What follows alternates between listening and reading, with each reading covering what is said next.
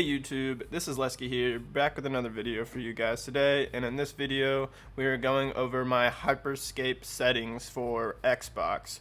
So this, if you play on PlayStation or Xbox, you can use these settings. I do not play on a mouse and keyboard, so I will not be going over those settings. So if you play on the mouse and keyboard and play Hyperscape, you might want to check another video because this is not the one for you. This is just going to be controller settings. So let's dive straight into it, guys. Alright guys, so the first thing I want to point out in the settings, the gameplay settings for Hyperscape, is the controller layout preset. So if you use paddles or any controller with paddles like me with an Elite controller, I just use it on default. But another alternative is if you like to slide and crouch with the right stick, I would suggest doing one of these two, jump shoulder or button ping. Button ping is probably the most natural because it makes your primary hack and your secondary hack A and B for the jump shoulder setting, which is not the best. The only thing that button ping does is change the right stick and the B button. So basically your right stick can now crouch and slide, and the B button is your ping button. So if you like that and you use Elite controllers, I would continue to use that. But for me, my preference is just keep it on default, and I really like to have B with the crouch and the slide button as a paddle. It just feels natural to me. And also, if you do not have an Elite controller or any controller with paddles, this video will still be helpful for you. But I would definitely suggest using the button ping setting so you don't have to take your thumb off the right stick to crouch and slide. And now you can just crouch and slide with the right stick. And then the only downside would be is the ping is the B button, which isn't too bad of an alternative. So I play on default, so I'm going to keep it on that. I also have my vibration off. I haven't really messed with the controller world map cursor sensitivity. It's not too big of a deal. 50 is fine with me. This is a new setting they added recently. It was on classic. Well, it wasn't even a setting before. So originally it was just classic, and that's the only thing you could do. But now I switched mine to linear, and it feels so much better and so much more smooth with the aiming. So watch, I will give y'all a little example. With the classic setting, if you go up at an angle with the classic setting, so first let me just show you, go sideways. I'm going sideways and then up. It looks pretty good.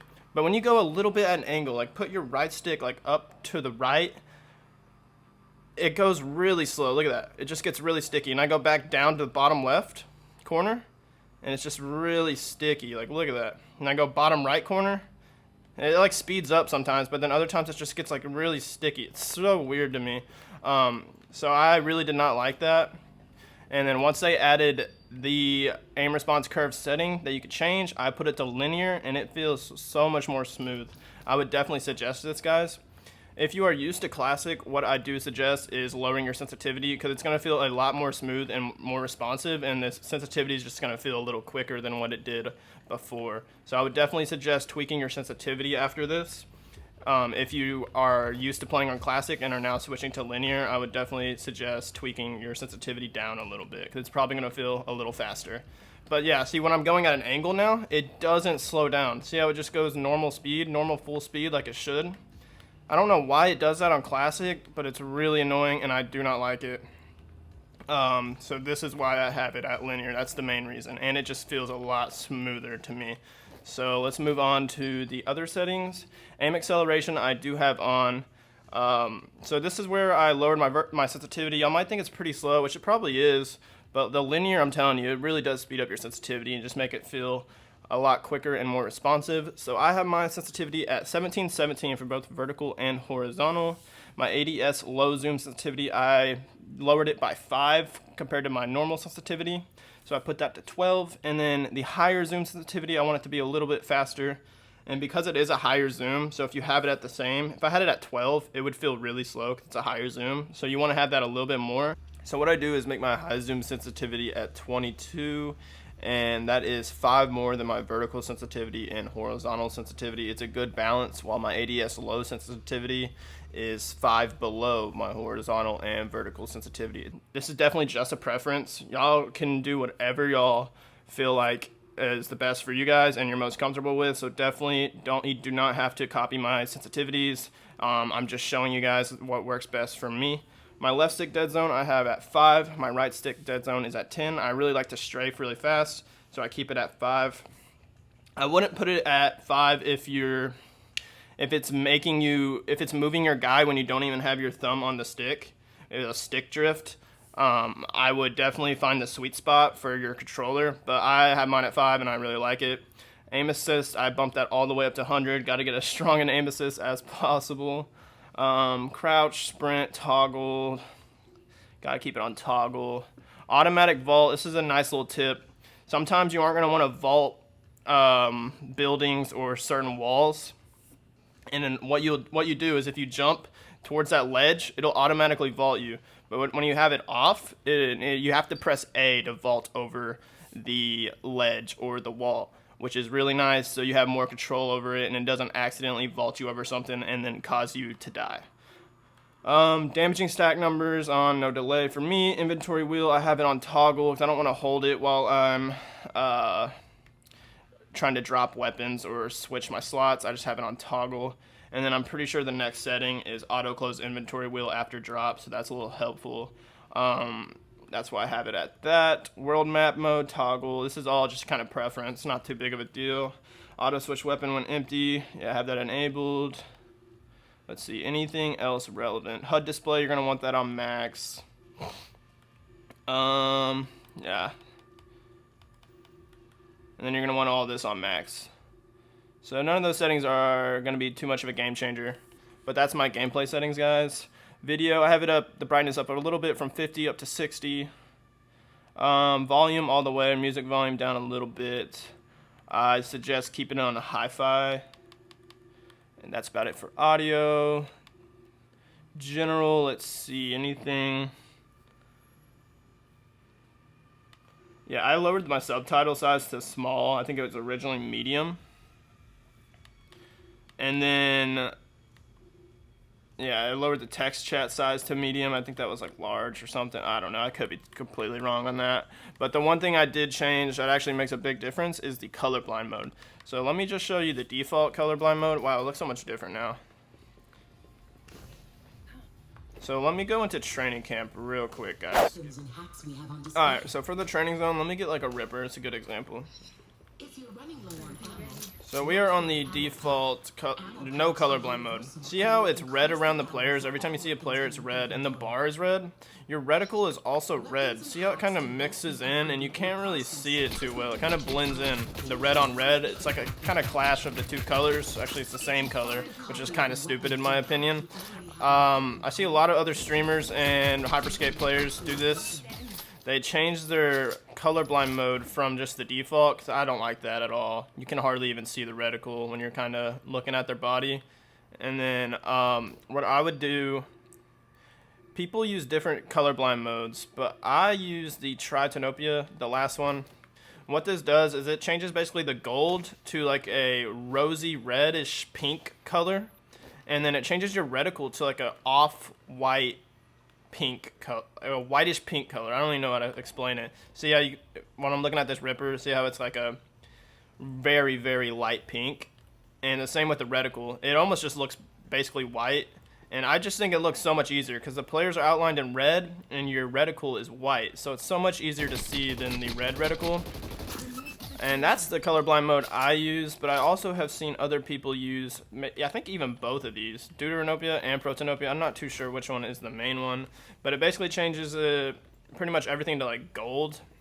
See how that's gold instead of like the off pink, and the bars are gold, and then the crosshair is gold, which is nice and bright too. So it's really just preference between the two. Let me check the last one. I think it's very similar to the one I just had on right now.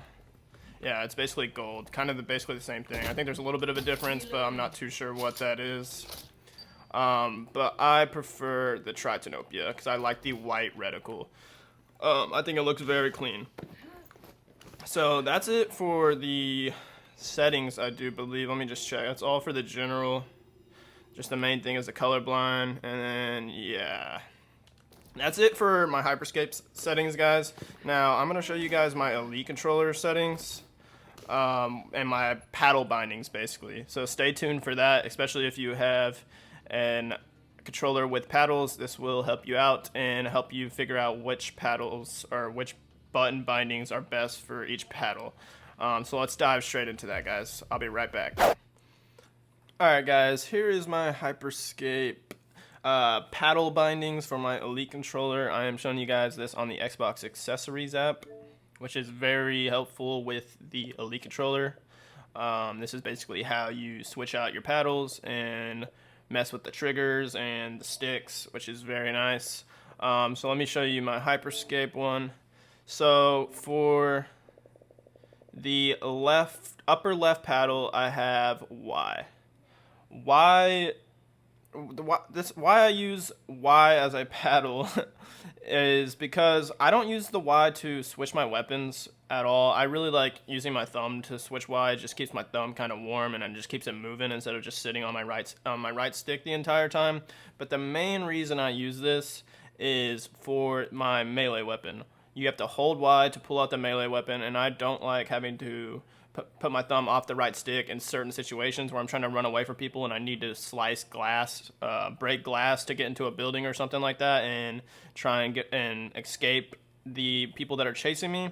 So I like to basically only use this paddle to hold the paddle just to pull out my melee weapon.